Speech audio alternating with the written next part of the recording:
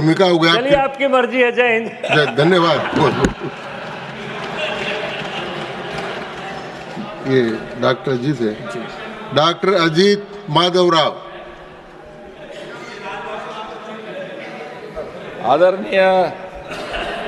आदरणीय सभापति महोदय, मैं प्रधानमंत्री मोदी जी का एवं हवाई जहाज मंत्री नायडू जी और मुरली मनोहर जी का मैं अभिनंदन करता हूं।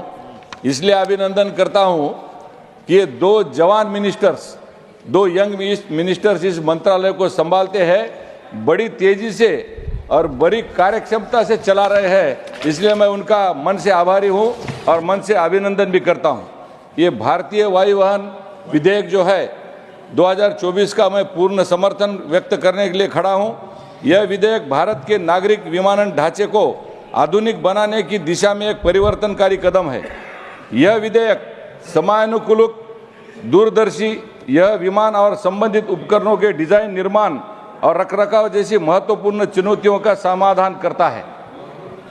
अब हवाई चप्पल पहनने वाला भी हवाई जहाज में सफर कर सकेगा। प्रधानमंत्री मोदी जी के इस कथन को साकार करने की दिशा में सरकार ने उल्लेखनीय कदम उठाए हैं। आज हवाई यात्रा केवल अमीरों तक सीमित नहीं है, बल्कि आम आदमी के सपनों को हकीकत में बदल दिया गया है। उड़े देश का आम नागरिक योजना के तहत छोटे शहरों और दूर दराज के क्षेत्रों को जोड़ा गया है। इस योजना के अंतर्गत लगभग 600 से अधिक हवाई मार्गों का उड़ान सेवाएं शुरू हुई है, जिससे लाखों लोगों को तेज, सुरक्षित और सस्ती यात्रा का लाभ मिल रहा है।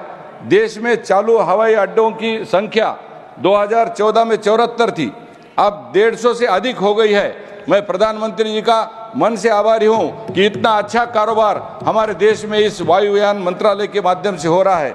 पिछले एक दशक में घरेलू हवाई यात्रियों की संख्या 60 मिलियन से बढ़कर 350 मिलियन से अधिक हो चुकी है। यह न केवल समय की बचत करता है, बल्कि रोजगार, शिक्षा और व्यवसाय के नए अवसर भी प्रदान करता है। यह सरकार की प्रतिबद्धता का प्रमाण है। विकास की हर ऊंचाई पर आम आदमी की हिस्सेदारी हो। हवाई यात्रा का यह विस्तार भारत के आत्मनिर्भर और समृद्ध भविष्य की ओर एक मजबूत कदम रखता है। आदरणीय सभापति महोदय, परसों हमारे एक मित्र, विद्वान मित्र इस सभागृह में नहीं है, जो राघव चड्ढा जी, एयरपोर्ट को उन्होंने बस स्टॉप कहा था। यही दर्शाता है कि अमीरों की कुछ गिनी चुनी जागीरदारियों की जो जगह थी, अब हमारे देश के सामान्य तथा आम नागरिकों ने इसकी जगह ले ली है और गरीब आदमी भी हवाई जहाज का सफर कर रहा है। आदरणीय सभापति महोदय, हमारे एक विद्वान मित्र ने, जो हमारे राघव चड्ढा जी अब यहाँ नहीं है, उन्होंने कहा था कि समोसा महंगा हुआ है, पानी की बोतल महंगी हुई है। अरे वो ये भूल गए हैं, हर एयरपोर्ट पे अभी साउथ इंडियन, नॉर्थ इंडियन थाली, कॉम्बो थाली, उत्तपा, इडली, डोसा, उपमा, मिलेट की खिचड़ी, कॉफी, चाय, दूध 100 रुपए में मिलता है।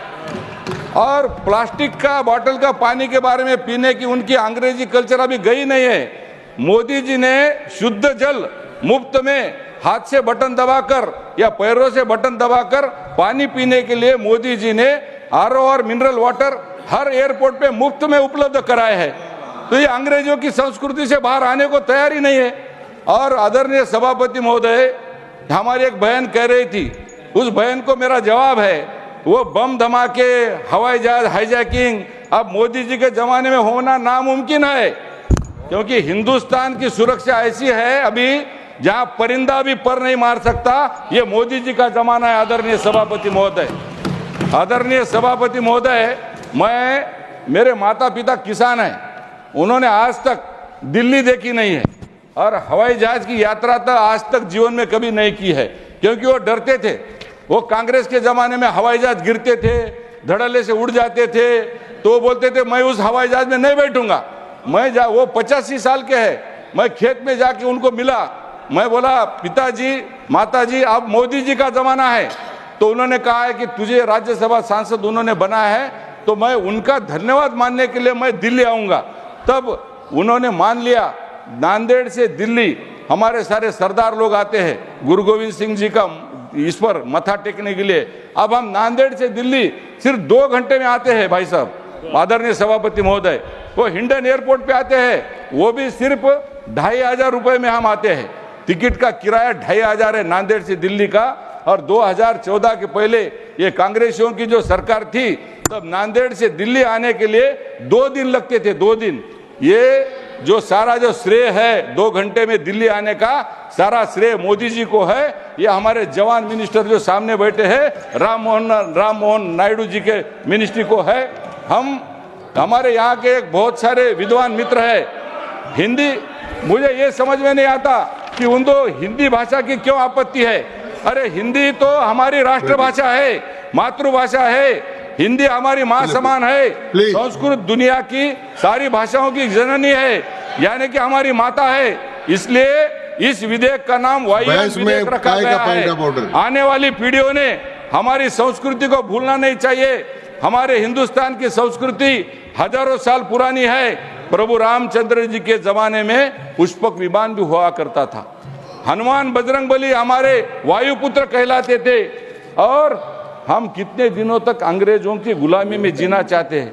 अंग्रेजों की गुलामीता से बाहर आओ मेरे मित्रों। बाहर के देश ने जो हमारा गरुड़, विष्णु भगवान का जो वायुयान था, उसका नाम बाहर के देशों ने गरुड़ा एयरलाइंस तक रखा था। लेकिन आप अभी भी हमारे जो भाई ने बताया है, फटे कपड़ों में रहने का, अंग्रेजी के मानसिकता में रहने का, इसी में रहने में हम खुशी मानते हैं। हमारे प्रभु रामचंद्र जी, हमारे प्रभु विष्णु भगवान जी ये पुष्पक विमान में आए थे, ये गरुड़ का इनका वाहन था। तो मैं चाहता हूँ इस हमारी संस्कृति का सम्मान बढ़ाने के लिए मेरे विश्व गौरव नरेंद्र भाई मोदी जी और नायडू जी और हमारे महाराष्ट्र के मुरली मनोहर जी ने जो मंत्रालय संभाला है, इनका मैं बहुत बहुत अभिनंदन इसलिए करता हूं कि इसका नाम वायुयान, भारतीय वायुयान विधेयक का बिल, ये बिल बहुत समर्थनीय है, सशक्त है, हमारे देश के प्रगति का एक नया पहल है। हमारे गरीब किसान, गांव का